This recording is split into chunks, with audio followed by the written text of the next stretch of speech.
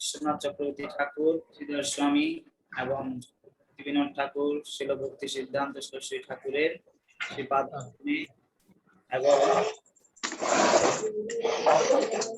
শিল প্রভুপাদের শ্রীপাদ পদ্মে এবং আমার পরমারাধ্য গুরুদেবের শ্রীপাদ পদ্মে এবং উপস্থিত যারা বৈষ্ণবেরা আছেন সমস্ত বৈষ্ণবদের শ্রীপাদ পদ্মে বাঞ্ছা কল্পতরুভ্যশ্চ কৃপা সিন্ধুভ্যেব চ পতিতানাং পাবনেভ্যো বৈষ্ণবেভ্যো নমঃ। সবার শ্রীচরণ কমলে প্রণাম জ্ঞাপন করে আজকে মহাপ্রভুর যে শিক্ষা অষ্টকম সেই বিষয় নিয়ে চর্চা করার প্রয়াস করব। আমি সর্বপ্রথমে মহাপ্রভুর কাছে কৃপা আশীর্বাদ দীক্ষা চাইছি। ওনার যে শিক্ষা এই নির্যাস বলা যায়, কারণ প্রতিটা প্রবন্ধে প্রতিটা গ্রন্থে উপসংহার লেখা হয়। উপসংহার মানেটা কি? যেটা পুরো প্রবন্ধে পুরো গ্রন্থের সার। ঠিক একই রকম ভাবে শ্রী চৈতন্য চরিতামৃতের একদম শেষ যে অধ্যায়, সেই অধ্যায়ের নাম হচ্ছে শিক্ষা অষ্টকের অর্থবর্ণ। এটা সম্বন্ধে আমি প্রায় 2 সপ্তাহ ধরে মনোনিবেশ করার চেষ্টা করছি।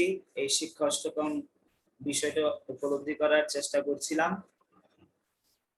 তো সেই সম্বন্ধে ভক্তি বিনোদ ঠাকুরের ভাষ্য, শিল ভক্তি সিদ্ধান্ত সরস্বতী ঠাকুরের ভাষ্য এবং আমাদের বর্তমান শিল প্রভুপাদ এবং প্রভুপাদের প্রশিষ্য যেমন শ্রীমৎ হলধর স্বামী মহারাজ, শ্রীমৎ ভক্তিচারু স্বামী গুরু মহারাজ এবং শ্রীমৎ লোকনাথ স্বামী গুরু মহারাজ, ওনাদের শ্রীমুখ থেকে আমি যা যৎকিঞ্চিত শ্রবণ করার সুযোগ পেয়েছি, যা আমি উপলব্ধি করতে পেরেছি, আমি আপনাদের সাথে বিনিময় করার চেষ্টা করব।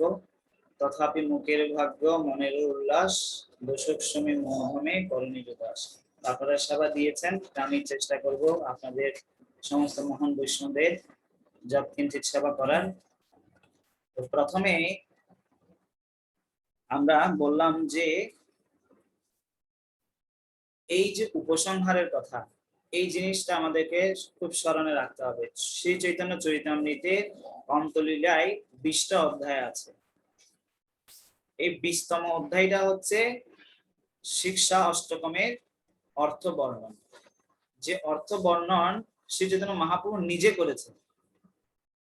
দেখুন, কেউ যদি কোনো একটা গ্রন্থ রচনা করে, যেমন ব্যাসদেব তিনি ভাগবত রচনা করেছে, আবার তিনি যদি সেটা কমেন্ট্রি লিখে, ভাষ্য লিখে, তাহলে সেটা কতই না মধুর হবে, কতই না আস্বাদনীয় হবে। ঠিক একইভাবে মহাপ্রভু তিনি কি করেছেন? এই শিক্ষা অষ্টকম তিনি রচনা করেছেন, তিনি প্রচার করেছেন। মহাপ্রভু কিন্তু কোনো মন্দির স্থাপন করেনি, তিনি কেবল এই 8টি কেবল শ্লোক দিয়ে গেছে। তো মন্দির প্রতিষ্ঠা করতে গেলে অনেক ব্যবস্থাপনার প্রয়োজন হয়। তো মহাপ্রভু তো চিন্ময় ভাবে ভাবান্বিত। যদি আমরা সেই কথা এই জড়জগতের ভাষায় বলি, তাহলে মাতাল। মাতাল 1 ঘন্টা 2 ঘন্টা কি থাকে, তার কোনো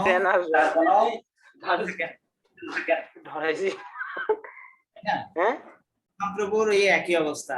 মহাপ্রভু চিন্ময় ভাবে এমন ভাবে বিভোর আছে এই জগতের। আপনি আনমিউট করে বলুন, কারণ সবাইকে আমি মিউট করে দিয়েছি, তো মাঝে মাঝে এরা আনমিউট করে করে নয়েজ করছে জন্য। আচ্ছা, ঠিক আছে, করেছি আমি। মহাপ্রভু তো এত কিছু ব্যবস্থাপনা করার মহাপ্রভুর কি নেই, ভাব নেই, চিন্তা নেই। সবসময় তিনি রাধা কৃষ্ণ পদারবিন্দ তিনি চিন্তন করছেন ভাবাবেগে। আর মহাপ্রভুকে বলা হচ্ছে ত্রিযুগ অবতার। তিনি ভক্ত বেশে এসেছেন। ভক্ত বেশে এসে তিনি ভক্তের কি ধরনের হওয়া উচিত সেই ধরনের শিক্ষা দিচ্ছেন। এখন আমরা প্রবেশ করব মহাপ্রভুর এই যে শিক্ষা অষ্টকমের আলোচনায়। তো প্রথমে আমরা একটু বিচার করব। শ্রীমৎ হলধর স্বামী মহারাজ বলছেন, যখন আমরা কোনো কিছু অধ্যয়ন করতে বসি, যেমন শ্রীমৎ ভাগবতম, শ্রী চৈতন্য চরিতামৃত, তখন আমরা কি করি? খুব সুন্দর নোট করি। কার জন্য করি? ওই আমি যাদেরকে প্রচার করি তাদেরকে বলার জন্য। ও এই শ্লোকটা আমি ওই জায়গায় বলার জন্য আমি মুখস্থ করবো। এই অধ্যায়টা ওইখানে ওই ভক্তদেরকে নিয়ে আমি চর্চা করবো, এটা ওই জায়গার জন্য খুব প্রযোজ্য হবে, ওদের জন্য শিক্ষণীয় হবে। তো যখন আমরা পড়ি তখন মনের মধ্যে এই বিচার আনি। কিন্তু মহাপ্রভুর 3 প্রকারের লীলা আছে। 3 প্রকার। প্রথম প্রকার লীলা হচ্ছে কোথায়? নবদ্বীপে। সেটা হচ্ছে আচরণ লীলা বলা হয়। নবদ্বীপে প্রথম লীলা, সেটাকে আচরণ লীলা বলে। মহাপ্রভু সেটা আচরণ করে শিক্ষা দিয়েছেন ভক্তদেরকে। দ্বিতীয় হচ্ছে প্রচার লীলা। দক্ষিণ ভারতে তিনি 6 বছর গমনাগমন প্রচার করেছে। হ্যাঁ, এটাকে বলে প্রচার। আর মহাপ্রভু কয় বছর প্রচার করেছে? মাত্র 6 বছর প্রচার করেছে। হ্যাঁ। আর তৃতীয় লীলা হচ্ছে শ্রীক্ষেত্রে, অর্থাৎ জগন্নাথপুরীতে। সেটাকে বলে আস্বাদন লীলা। আস্বাদনটা হচ্ছে 18 বছর প্রচার করেছে, মাত্র 6 বছর। হ্যাঁ, তাহলে দেখুন এখান থেকে আমরা কি শিক্ষা লাভ করতে পারি। শ্রীল প্রভুপাদ 1922 সালে ওনার গুরুদেবের সাথে সাক্ষাৎ হয়। 1965 সালে উনি ইসকন প্রতিষ্ঠা করে পাশ্চাত্য দেশে ইসকনকে স্থাপনা করে। তাহলে মাঝখানে কত বছর প্রিপারেশন এবং ওনার আস্বাদন। আমরা আস্বাদন ব্যতীত যদি প্রচার করতে যাই, তাহলে সে প্রচার হচ্ছে এই কি বলবো আপনার, এটাকে বলা হয় ব্যাগের দোকান আছে না, যে কতগুলো শপিং মার্কেটে, এটাকে শো বাটল। তো সেটা এমনি ফুলা দেখা যাবে, কিন্তু ভিতরে সব কি পলিথিন বা ফোম। আমাদেরকে ভক্তি জীবনে কি করতে হবে? আস্বাদন উপলব্ধি থাকতে হবে, আনন্দ নিজেকে অনুভব করতে হবে।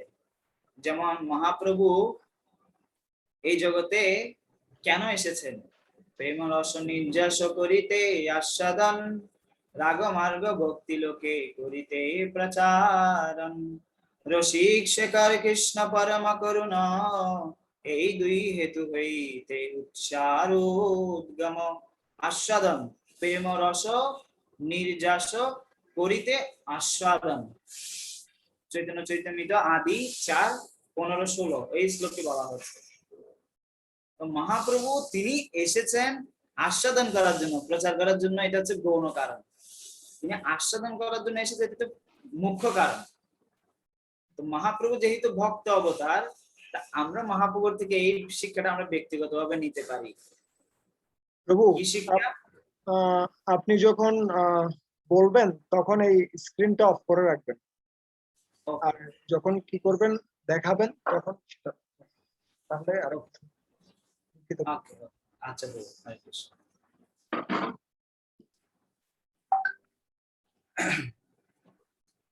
এই মহাপ্রভু আস্বাদন লীলাটা কত বছর? 18 বছর। কোথায়? জগন্নাথপুরীতে। আর কাদেরকে নিয়ে করেছেন? স্বরূপ দামোদর এবং রায় রামানন্দ, যারা মহাপ্রভুর অতি অন্তরঙ্গ জন। চৈতন্য চরিতামৃত অন্ত 20 অধ্যায়ের 64 নম্বর শ্লোকে বলা হচ্ছে, কি বলছে এখানে? পূর্বে 8 শ্লোক করি লোকে শিক্ষা দিলা, সেই 8 শ্লোকের অর্থ আপনে আশা দিলা।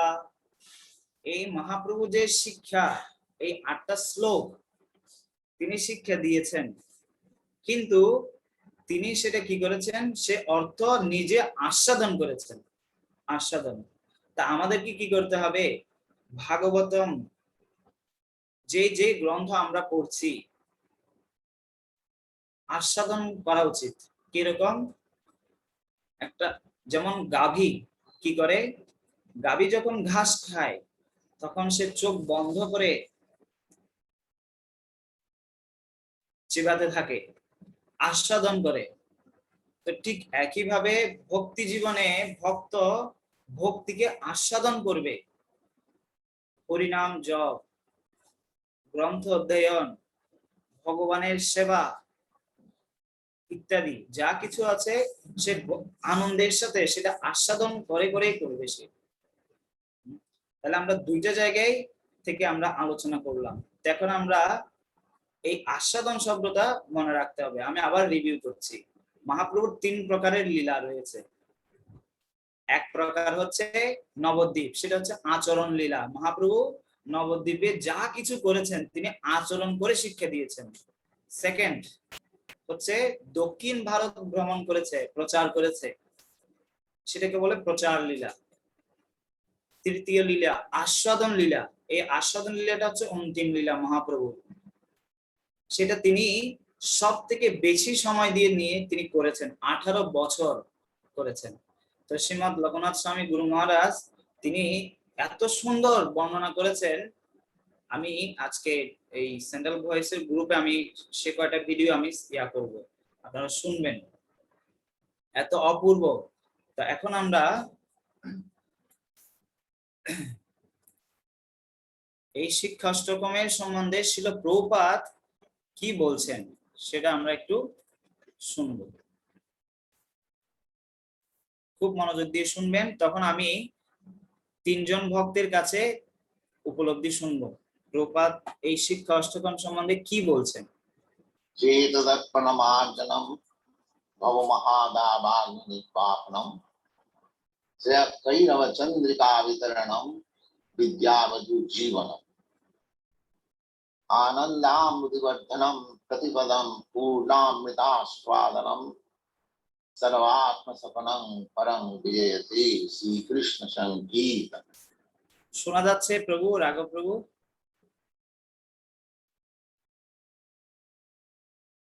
হ্যাঁ প্রভু, শোনা যাচ্ছে। আচ্ছা,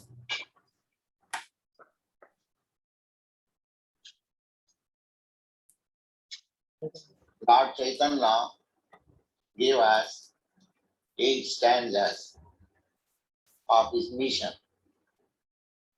what he wanted to do. They are explained in 8 stanzas and they are known as Shikhastam. Shikha means instruction and Astak means 8. So in 8 stanzas he has finished his instruction and his next disciples, the 6 Goswamis, have explained them in volumes of books. So Lord Chaitanya says the subject is Parang Vijayati Sri Krishna Sankirtan. All glories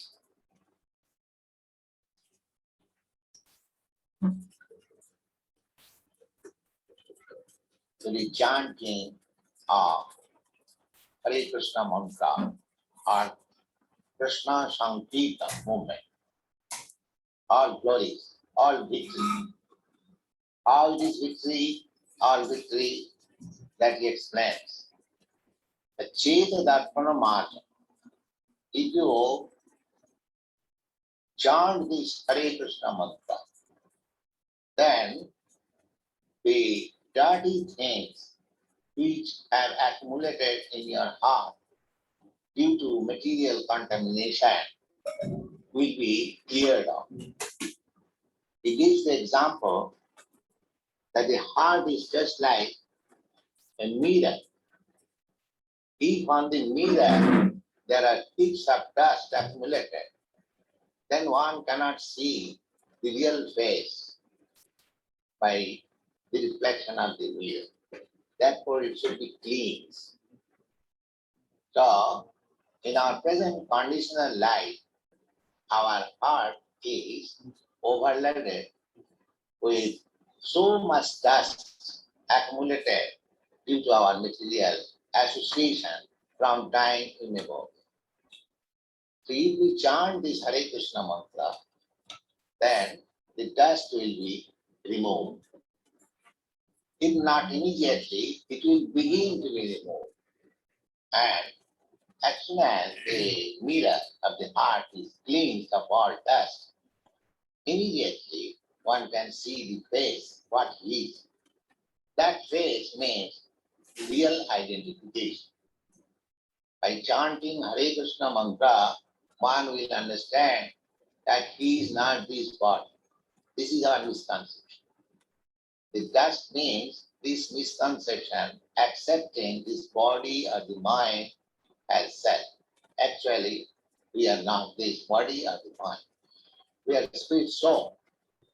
So, as soon as we can understand that we are not these bodies, and then immediately, Bhavamaha Dhavagni, the blazing fire of material conditions, or the blazing fire of material miseries, immediately becomes dissipated. Come on, misery. Aham Brahmasmi. As it is stated in the Bhagavad Gita, Brahma Bhuta Prasanna. Immediately one understands his real identification as spirit soul, he becomes joyful. We are not joyful due to our material contact. We are all full of anxieties. By chanting Hare Krishna mantra, we shall immediately come to the state of joyfulness. And this is called liberation. When one becomes joyful, free from all anxieties, that stage is actual liberation. Because every living creature, the spirit soul, is by nature joyful. The whole struggle for existence is that he is searching after that joyful stage of life. But he is missing the point that in every effort for joyful life, we are being defeated. This constant defeat can be overcome immediately by chanting this Hare Krishna mantra. That is the effect of this transcendental vibration. And after liberation, after being joyful, the material joys decreases. Whatever joy you want to enjoy, that decreases. Take for example, for eating. If we want to eat some nice food stuff, after eating a few morsels of food, we do not like to take any more. That means here in the material world, whatever joy we accept, it will decrease. But spiritual joy, Lord Chaitanya says, Anandamudi Bharthram. The spiritual joy is just like ocean. But here in the material world, we have got experience that ocean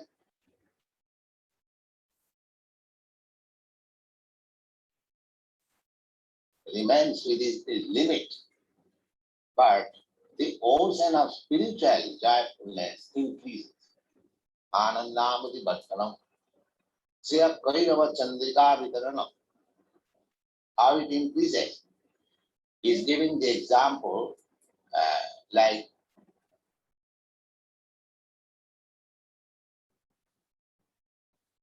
the moon, rising moon, as the waxing moon, as the moon from the day of new moon night.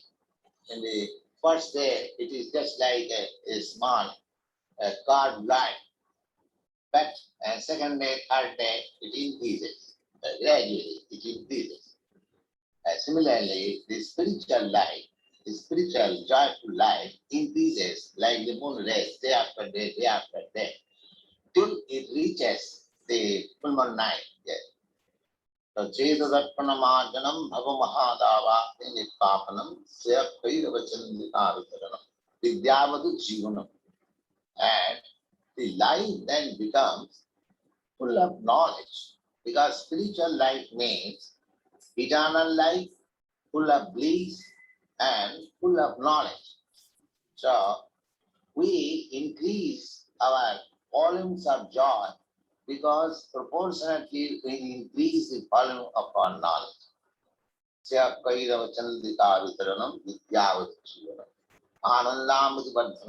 It is just like the ocean, but still it increases. Anandamudivardhanam Sarvatma Sapanam. It is so nice that one situated in this state of life, one thinks that I am fully satisfied. Sarvatma Sapanam. Just like if one takes bath, dipping into the water, he feels refreshed immediately. Similarly, this spiritual life, increasing joy day after day, makes one feeling that he is fully satisfied.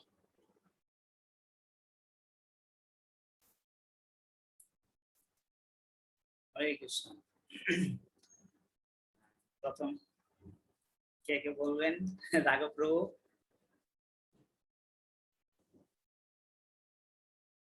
প্রভুপাদের lecture থেকে তিনজন share করবে, আমি অনুরোধ করবো রাঘব প্রভু, সংকীর্তন গুরু প্রভু আর রবীন প্রভু শেয়ার করার জন্য। হরে কৃষ্ণ। তো শিল প্রভুপাদ এখানে হরে কৃষ্ণ। শিল প্রভুপাদ খুব সুন্দরভাবে শিক্ষাষ্টকের গুরুত্বটা ব্যাখ্যা করছেন আমাদের সামনে। বিশেষত তিনি এখানে প্রথমে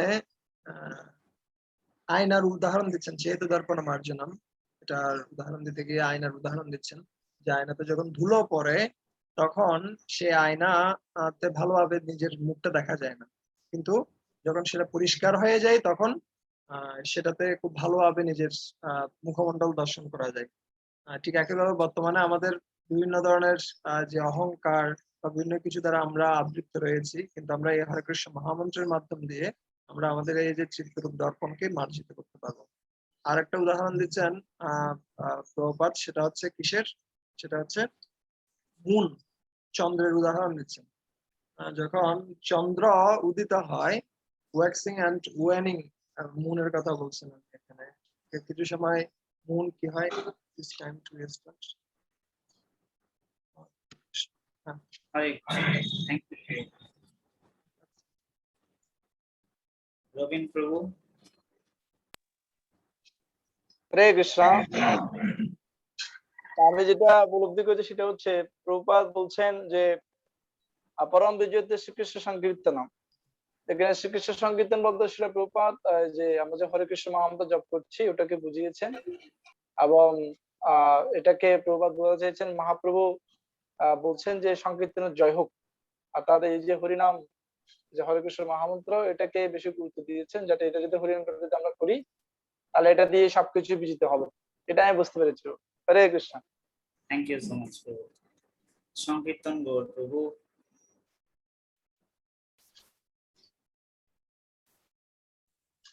হরে কৃষ্ণ প্রভু। হরে কৃষ্ণ। তো এখানে শিলপ্রভুপাদ অনেক কিছুই বর্ণনা করেছেন, কিন্তু সবচেয়ে আমার কাছে প্রথমেই স্টার্টিংটা খুব ভালো লেগেছে যে শিক্ষা মানে হচ্ছে নির্দেশনা। তো মহাপ্রভু আমাদের উদ্দেশ্যে এই 8 স্ট্যান্ডার্ড তিনি এস্টাবলিশ করতে চেয়েছেন, এবং বিশেষ করে তিনি গোস্বামী বিন্দুদেরকে সেই 8টি নির্দেশনা খুব ভালোভাবে এস্টাবলিশ করার জন্য নির্দেশ দিয়ে গিয়েছেন, এবং তিনি নিজেও সেটির অর্থ প্রকাশ করেছেন। আর বিশেষ করে পরম বিজয়তে শ্রীকৃষ্ণ সংকীর্তনম এই লাইনটিকে শিল প্রভুপাদ স্পেশালি উচ্চারণ করেছেন, কেননা সংকীর্তনের জয় হোক। সংকীর্তন কিভাবে আমাদের স্থিতি, আমাদের যে স্বরূপ সেটিকে আমাদের সামনে রিভিল করে, সেটিকে আয়নার সাথে তুলনা করা হয়েছে। তো আমাদের হৃদয় যখন আয়নার মতো পরিষ্কার হয়ে যাবে তখন আমাদের স্বরূপ আমরা উপলব্ধি করতে পারবো। Hare Krishna, thank you so much প্রভু, আপনাদের অসংখ্য ধন্যবাদ আপনাদের উপলব্ধি শেয়ার করার জন্য। আমাদের প্রতিদিনই পাঠ করা হয় শিক্ষা অষ্টকম পাঠ। তো শিক্ষা অষ্টকমটা পাঠ করলে কি হবে চৈতন্য চৈতামৃতে অন্তলীলায় বিশুদ্ধায়ে 65 নম্বর শ্লোকে বলছে, প্রভুর শিক্ষাষ্টক শ্লোক যেই পরে শুনে, কৃষ্ণ প্রেম ভক্তি তার বারে দিনে দিনে। আমরা বলবো সবাই, ঠিক আছে? আনমিউট করবেন না, সবাই আমার পরপরই বলবো। প্রভুর শিক্ষাষ্টক শ্লোক যেই পরে শুনে,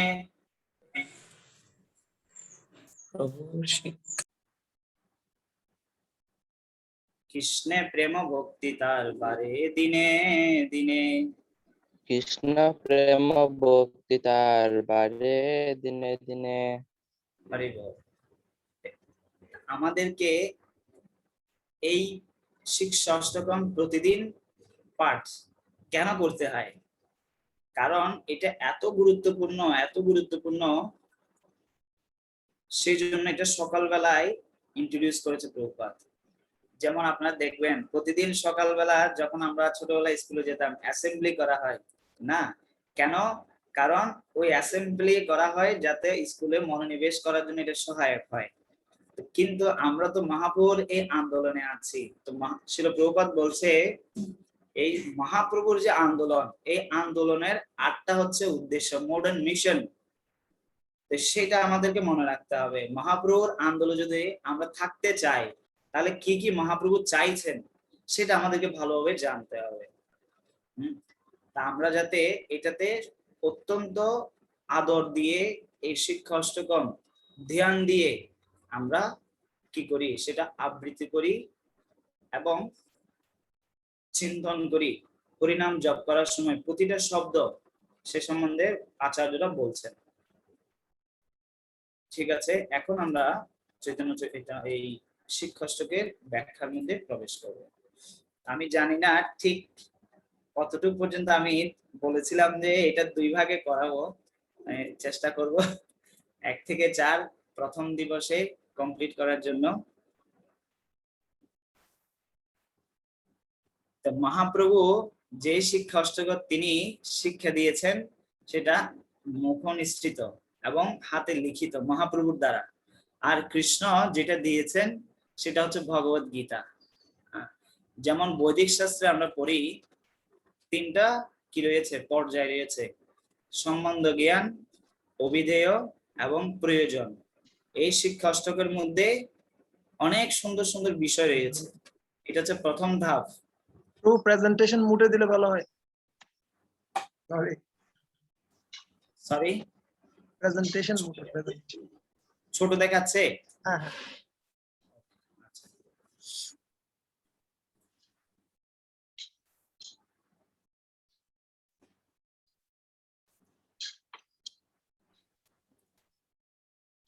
এখন ঠিক আছে? না না, আপনার ওই যে ইয়েস, এখন ঠিক আছে। এখন ঠিক আছে? হ্যাঁ ওকে, ঠিক আছে। এরপর 3টা পর্যায় রয়েছে ভগবত ভক্তির। এই 3টা ভক্তি রয়েছে এই শিক্ষাষ্টকের মধ্যে, সাধনা ভক্তি, ভাব ভক্তি, প্রেম ভক্তি। কিরকম? এই যে চার্টটা দেখতে পাচ্ছেন আপনারা, এখানে 8টা শ্লোক রয়েছে। 1 থেকে 5 পর্যন্ত হচ্ছে সাধনা ভক্তি। আর এখানে রয়েছে সম্বন্ধ জ্ঞান 1 থেকে 5, 3 পর্যন্ত হচ্ছে সম্বন্ধ জ্ঞান। আর 5 নাম্বার শ্লোকটা হচ্ছে অভিধেয়। আর 6 থেকে 7 ভাব ভক্তি এবং 6 থেকে 8 পর্যন্ত সেটাকে বলা হচ্ছে প্রয়োজন। 3টা পর্যায়। 1 থেকে 5 হচ্ছে সাধনা ভক্তি, আর 6-7 হচ্ছে ভাব ভক্তি, আর 8 নম্বর হচ্ছে প্রেম ভক্তি। আর দ্বিতীয় পর্যায় সম্বন্ধ জ্ঞান হচ্ছে 1 থেকে 5 নম্বর শ্লোক। আর অভিধেয় হচ্ছে 1 থেকে 4 হচ্ছে সম্বন্ধ জ্ঞান, আর 5 নাম্বারটা হচ্ছে অভিধেয়, আর 6 থেকে 8 হচ্ছে প্রয়োজন। ঠিক আছে? এই শিক্ষাষ্টকের উপর ভক্তিবিনোদ ঠাকুর দুই ধরনের অনুবাদ করেছে। প্রথম ভাষ্যটাকে সংস্কৃত ভাষ্য, যেটাকে বলা হয় সম্বোধন ভাষ্য, এবং দ্বিতীয়টা হচ্ছে ভজন রূপে তিনি কি করেছেন, টিকা লিখেছে গীতি আকারে প্রত্যেকটা। এবং এই 8টা শ্লোকের মধ্যে ভগবত ভক্তি যে 9টা ধাপ রয়েছে, সেই 9টা ধাপের ক্রম পর্যায়ে রয়েছে। প্রথম হচ্ছে শ্রদ্ধা। শ্রদ্ধাটা হচ্ছে এই হরিনামের সম্বন্ধে 7টা দিব্য গুণাবলী প্রথম শ্লোকে বলছে। দ্বিতীয় শ্লোকে 3টে বিষয়, সাধু সঙ্গ, ভজন ক্রিয়া, অনর্থনের বৃত্তি। এই 3টে স্তর ক্রমান্বিত ভাবে এই 3টাতে বর্ণনা করা হয়েছে। অর্থাৎ ভগবানের নাম মধ্যে সমস্ত শক্তি দিয়েছে, সেজন্য সমস্ত সাধনার মধ্যে ভগবানের নাম জপটাই হচ্ছে সব থেকে সর্বশ্রেষ্ঠ। 3 নাম্বার শ্লোক হচ্ছে নিষ্ঠা, ভক্তের অকৃত্রিম বিনয়, এই শ্লোকের মধ্যে প্রদর্শিত হয়েছে। 4 নাম্বার শ্লোক হচ্ছে রুচি, কৃষ্ণ ভক্তির যে উন্নত একটা স্বাদ। যখন আমাদের কোনো সময় জ্বর হয়, জ্বরের সময় খাবারের রুচি জন্মায় না, তো তখন ধীরে ধীরে যখন রুচি জন্মায় তখন খাবারে খুব স্বাদ লাগে। তো আমরা যখন ভগবত ভক্তিতে রুচি পাই না, তখন আমাদেরকে কি করতে হয়, ভালোভাবে ওষুধ গ্রহণ করতে হবে। সৎকৃষ্ণ নামচরিতাদি সীতা পবিদ্যা পিত্তোপতপ্ত রসনস্য কানো কিন্তু ওদরাতনুদিনম কুলুষৈব জুষ্টা সদ্বিক্রমাৎ ভবতি তদ্গত মূলহন্তি। রোগ একেবারে সেরে যাবে, কি করতে হবে, শ্রদ্ধার সাথে, অত্যন্ত আদরের সাথে, অনুদিনম কুলুষৈব জুষ্টা, আমরা যদি প্রতিদিন অত্যন্ত আদরের সাথে, অত্যন্ত যত্নের সাথে প্রতিদিন ভগবানের নাম জপ করি, তাহলে রোগ সেরে যাবে। যেভাবে জন্ডিস রোগ মিষ্টি খেতে খেতেই সেরে যায়, ঠিক একইভাবে ভগবানের নাম যত্নের সহিত যখন আমরা করব তখন সেরে যাবে। তখন আমরা পরিণামে রুচি অনুভব করব। যেমন একটা দৃষ্টান্ত বলি, এখন আমি আপনাদের সামনে ইউটিউবে আছি, এখন কি আমার ঝিমানো পাবে এখানে? নিশ্চয়ই পাবে না। আমার একটা লজ্জা কাজ করবে, এতজন ভক্ত এখানে আমাকে দেখে আছে, আমি কোন ইয়েতে আমি এখানে ঝিমাবো? তো ঠিক একইভাবে আমাকে দেখতে হবে, ভগবান আমার সামনে এসে আমাকে দেখছে, আমি কি নাম জপ করছি, আমার পাশে অনেক ভক্তরা দেখছে, তা আমি কিভাবে ঘুমাচ্ছি? তার মানে আমি উপলব্ধি করতে পারছি না যে আমার সামনে ভগবান আছে, ভগবানের নাম আমি জপ করছি, ভক্তরা আমার সামনে আছে, তুলসী দেবী আছে। এটা যখন আমাদের উপলব্ধি হবে তখন আমাদের ইত্যাদি এগুলো আসবে না। শারীরিক অসুবিধাটা অন্য ব্যাপার, কিন্তু স্বাভাবিকভাবে যখন কারো রুচি হবে, কেউ যখন খাবার খায় তখন প্রসাদ আস্বাদন করে, তখন কি সেই ঝিমিয়ে পড়ে? নিশ্চয়ই পড়ে না। কিন্তু এই করতে অন্যটা করতে কেন ঝিমিয়ে পড়ছে? কারণ রুচিতে আমরা অনুভব করছি না। এটা হচ্ছে 4 নাম্বার। কিন্তু আমরা যদি কি করি, ভগবানের নাম আদর এবং যত্নের সাথে করি, রূপ গোস্বামী উপদেশামৃতে উপদেশ দিচ্ছে, তাহলে আমাদের রোগ সেরে যাবে। 5 নাম্বার শ্লোকে বলা হচ্ছে আসক্তি, কৃষ্ণের প্রতি স্নেহপূর্ণ আসক্তি হৃদয়ে কি হবে, উদ্দিত হবে, এবং ভগবানের জন্য করন্দনের একটা ভাব আসবে। আর ষষ্ঠটা হচ্ছে ভাব, ভগবানের প্রতি ভক্তের যে ভাব, সেই লক্ষণগুলো পাবে। যেমন সেই সম্বন্ধে লোকনাথ স্বামী মহারাজ বলছিলেন, মহাপ্রভু কীর্তন নিত্য গীত বাদিত্র মার্দন মনসোরসেন। মহাপ্রভুর নাম মুখ দিয়ে বের হয়, সাথে সাথে আপনার ভগবত ভক্তির যে সমস্ত লক্ষণগুলো রয়েছে সেগুলো প্রকাশিত হবে। যেভাবে মহাপ্রভু কি করেছে, তিনি ঝাড়িখণ্ড দিয়ে যাচ্ছে, তিনি বাঘ ভাল্লুককে যখন এই হরিনাম হয়েছে, ওরাও হরি বল হরে কৃষ্ণ কৃষ্ণ কৃষ্ণ হরে হরে, হরে রাম রাম রাম হরে হরে বলে কীর্তন করছে, নৃত্য করছে। আমরাও যদি মহাপ্রভুর এই ধরনের আদরের সহিত যদি কীর্তন করি, নাম জপ করি, তাহলে আমাদের হৃদয় অবশ্যই ইয়া হবে, ভাবের উদয় হবে। সে সম্বন্ধে বলছে নরোত্তম দাস ঠাকুর, গৌরাঙ্গ বলিতে হবে পুলক শরীর, হরি হরি বলিতে নয়নে ভবে নীর। নয়নে ভবে নীর, তা নয়ন থেকে কি হবে? অশ্রু বর্ষিত হবে। তা হচ্ছে না কেন? তাহলে হচ্ছে না কেন? হরিনাম করছি কিন্তু হরিনামে তো অশ্রু বয়ে পড়ছে না। আত্মীয় স্বজনের বিয়োগে অশ্রু বয়ে পড়ে, কিন্তু আমার ভগবানের বিরহে তো আমার অশ্রু বেয়ে পড়ছে না। কারণটা কি? যদি নিতাই সেবিনী মাতাজি বলছিলেন যদি কেউ ঔষধ খায় তাহলে তো তার তো একটা পার্শ্ব প্রতিক্রিয়া অবশ্যই দেখা যাবে, অবশ্যই হবে। তখন আমরা হরিনাম করছি, পার্শ্ব প্রতিক্রিয়া হচ্ছে না কেন? তার মানে আমার ওষুধের সমস্যা নাকি ওষুধ সেবনকারীর সমস্যা? এটা আমাদেরকে ভালো করে বুঝতে হবে। তো ওষুধ সেবনকারীরই সমস্যা। এখন অনেকে বলবে যে এমন অনেক রোগ হয় যে ওষুধে কাজ করে না, তো ডাক্তার কি করে? অ্যান্টিবায়োটিক দেয় যাতে এটা পাওয়ারফুল ভাবে কাজ করে। তো ঠিক একইভাবে আমাদেরকে কি করতে হবে? ডাক্তারের কাছে গিয়ে আরো ভালো পরামর্শ নিতে হবে, যারা আমাদের কাউন্সিলর বা উপদেষ্টা আছে, হ্যাঁ, এবং ওনার যে উপদেশ আরো ভালোভাবে গ্রহণ করতে হবে এবং জীবনে অনুশীলনের প্রয়াস করতে হবে। তাহলে এগুলো অবশ্যই দেখা দেবে। শাস্ত্র নির্ভুল, শাস্ত্রে কোনো ভুল নেই। আমি ঠিক মতো অ্যাপ্লিকেশন করছি না বলে আমার এই অবস্থা, আমি আনসিনসিয়ার বলে আমার এই অবস্থা।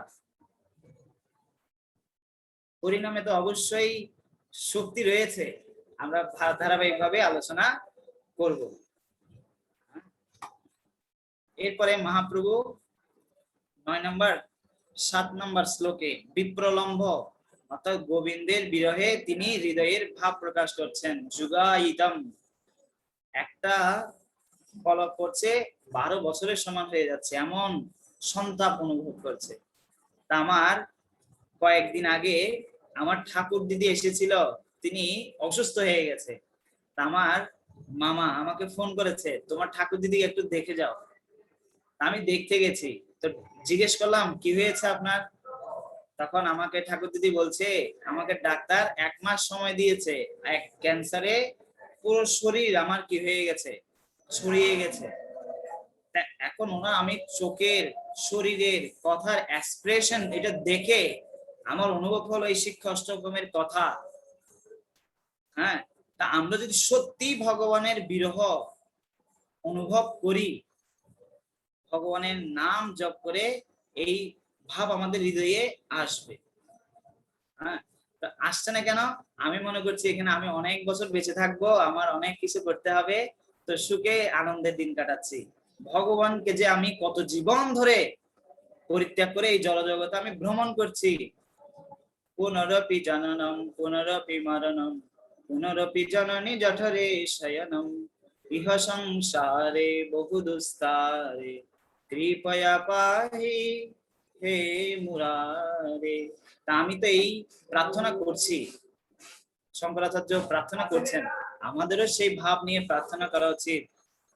ভব সমুদ্রে পতিত হয়ে কত জীবন ধরে আমরা এই জগতে ভ্রমণ করছি, তো এই চিন্তা যদি মনের মধ্যে আসে তাহলে এই জড়জগতে কেউ আনন্দে কাটাবে না। কিন্তু আরেকটা ভাব আছে, আরেকটা ভাবটা হচ্ছে ভক্ত সবসময় ভক্তদের সাথে হাসি খুশি ভাবে মিশবে, কিন্তু তার ভাবটা থাকবে হৃদয়ে, বাইরে নয়। এই কৃষ্ণের জন্য যে বিরহ সেটা তার থাকবে অন্তরে। যেমন অন্তরে গৌর, অন্তরে কৃষ্ণ, বহির গৌর, চৈতন্য ভাগবতে লোকনাথ স্বামী মহারাজ বলছিলেন। তিনি অন্তরে কে? কৃষ্ণ, বাহিরে গৌর। তো ঠিক একইভাবে আমাদের অন্তরে থাকবে কৃষ্ণের জন্য বিরহ, হ্যাঁ, আর ভিতরে এটা থাকবে, কিন্তু বাইরে আমরা যা অ্যাক্টিভিটিস আমরা করছি সেই দৈনন্দিন সবকিছু আমাদেরকে করতে হবে ভালো মতো। ঠিক আছে,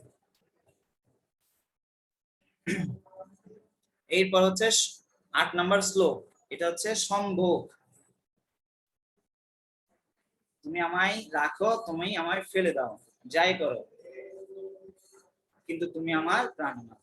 এইভাবে করে শিক্ষা অষ্টকে শ্রদ্ধা থেকে প্রেমের 9টি ক্রম পর্যায়ে বর্ণনা করা হয়েছে।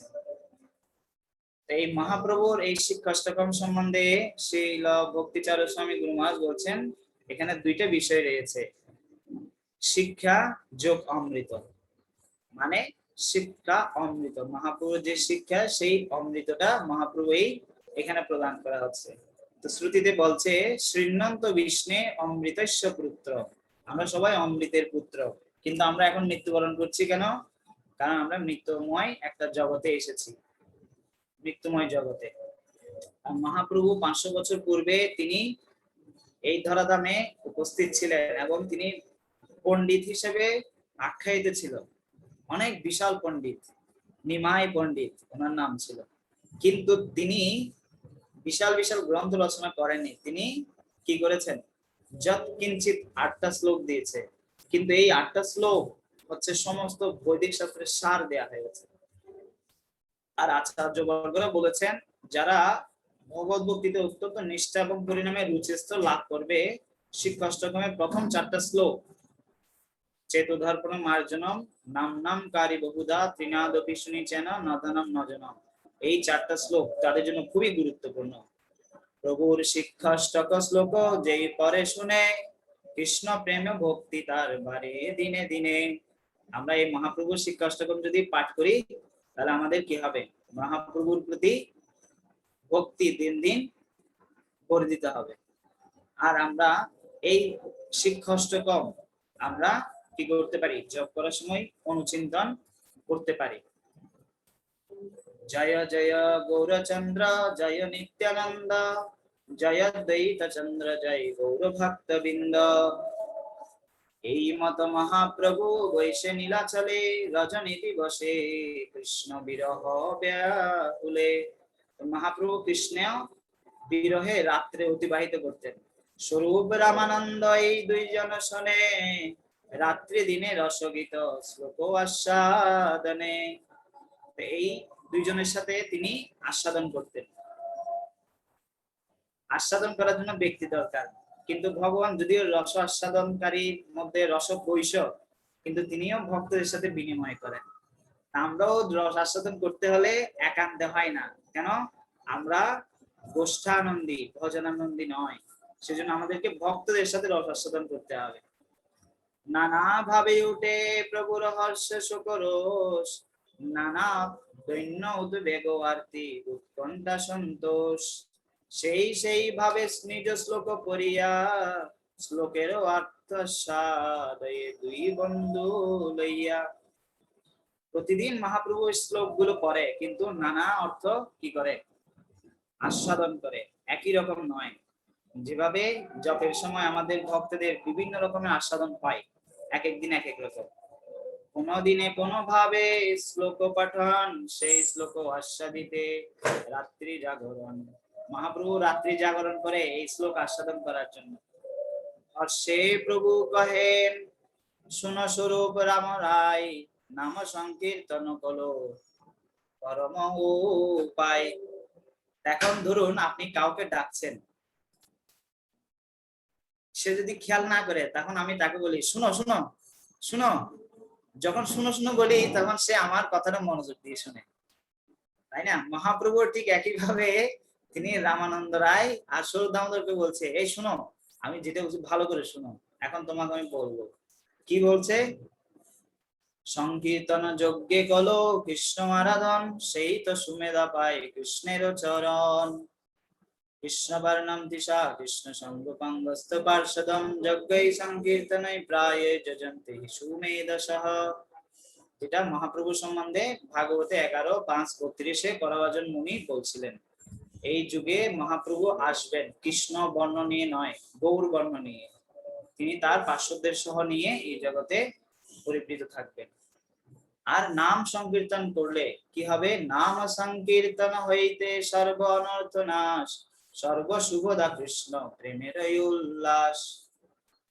আমরা যদি এই মহাপ্রভুর এই যে নাম সংকীর্তন তিনি দিয়েছেন আমাদেরকে, সেই নাম সংকীর্তন যদি আমরা করি তাহলে আমাদের কি হবে?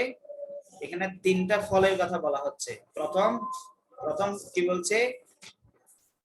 প্রথম আমাদের সর্ব অনর্থ নাশ হবে যদি আমরা ভালোভাবে ভগবানের নাম জপ করি। অনর্থ নাশ হবে। 3 প্রকারের অনর্থ আছে, ভক্তিত্ব অনর্থ, দুষ্কৃত অনর্থ, সুকৃতিত্ব অনর্থ, যে সম্বন্ধে মাধুর্য কাদম্বিনী গ্রন্থে বলা হচ্ছে। সমস্ত অনর্থ নিবৃত্ত হয়ে যাবে। আর দ্বিতীয়টা হচ্ছে সমস্ত শুভ উদয় হবে। আর তৃতীয় হচ্ছে কৃষ্ণ প্রেমের উল্লাস হবে। এটা হচ্ছে 3টা পরিণামের ফল।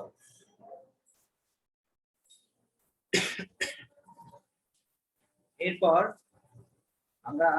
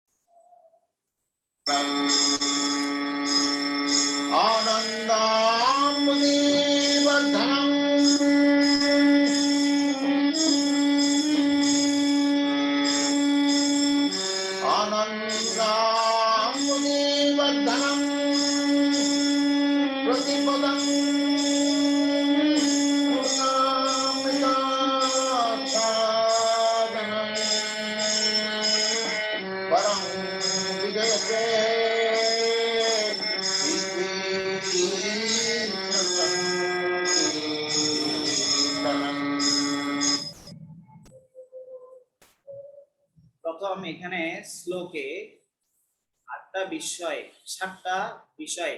প্রথম হচ্ছে মগ মহা চেত দর্পণ মার্জন, চিত্ত রূপ দর্পণ মার্জন হবে। সেকেন্ড, ভব মহাদাবাগ্নি নির্বাপন, ভব মহাদাবাগ্নি নির্বাপন হবে। 3 নাম্বার, শ্রেয় কৈরব চন্দ্রিকা বিতরণম, জীবের মঙ্গল রূপ চন্দ্র তার হৃদয়ে আবির্ভূত হবে। 4 নাম্বার, বিদ্যা বধূ জীবনম, বিদ্যাবধূর জীবন স্বরূপ তার হৃদয়ে প্রকাশিত হবে, ভক্তি দেবী। আর 5 নাম্বার, আনন্দাম্বুধি বর্ধনম, আনন্দ সমুদ্রের মতো বর্ধন হবে। আর 6 নাম্বার, প্রতিপদম পূর্ণামৃত আস্বাদনম, প্রতি পদে পদে অমৃত আস্বাদন হবে। আর 7 নাম্বার, সর্বাত্মা স্নাপনম পরম বিজয়তে শ্রীকৃষ্ণ সংকীর্তন। ভক্তি বিনোদ ঠাকুর এই সম্বন্ধে বর্ণনা করেছেন। ফার্স্ট, পরিণাম করলে সমস্ত অনর্থ, হৃদয়ের যে ময়লা, সমস্ত কিছু কি হবে, পরিষ্কার হবে। আর আয়না যখন ময়লা থাকে তখন আমরা নিজেদের চেহারা দেখতে পারি না। ঠিক একইভাবে আমাদের হৃদয়ের উপর যে সমস্ত কি রয়েছে, ময়লা রয়েছে, ষড়রিপু, সেগুলো মার্জিত হয়ে আমরা নিজেদের চেহারা দেখতে পাবো। সেটা কি, ভগবান হচ্ছেন আসল সুন্দর, শ্যাম সুন্দর, গৌর সুন্দর। আমরা ভগবানকে দেখতে পাবো এবং নিজেকেও বুঝতে পারবো।